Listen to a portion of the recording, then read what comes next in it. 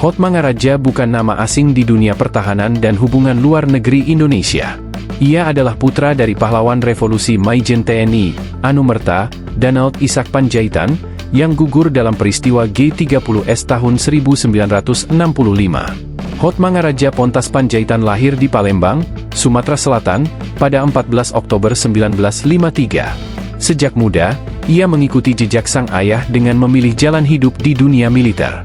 Ia menempuh pendidikan di Akademi Militer, Akabri, dan lulus pada tahun 1977 dengan kecabangan infanteri, kemudian bergabung di Komando Pasukan Khusus, Kopassus.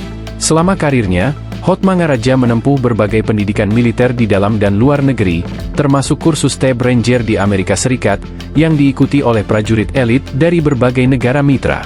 Karir militernya terbilang cemerlang.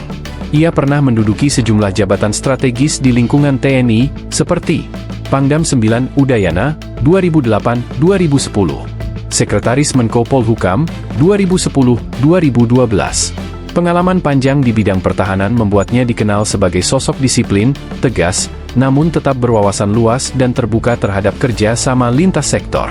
Setelah pensiun dari militer, Hotmangaraja beralih ke dunia diplomasi. Pada 2014 hingga 2019, ia menjabat sebagai Duta Besar RI untuk Prancis, Andorra, Monaco, dan UNESCO. Dalam masa tugasnya, ia aktif memperkuat hubungan Indonesia dengan negara-negara Eropa Barat, termasuk promosi budaya dan kerja sama pendidikan. Usai dari Paris, ia kembali dipercaya pemerintah sebagai Asisten Khusus Menteri Pertahanan Bidang Lingkungan Strategis pada Desember 2019 di era Presiden ke-7 Jokowi. Ia berperan dalam menganalisis ancaman serta peluang strategis di kawasan Indo-Pasifik. Kini, dengan penugasan baru sebagai Dubes RI untuk Singapura, Hotmangaraja diharapkan memperkuat hubungan bilateral kedua negara, terutama dalam bidang ekonomi, pertahanan, dan keamanan regional Asia Tenggara.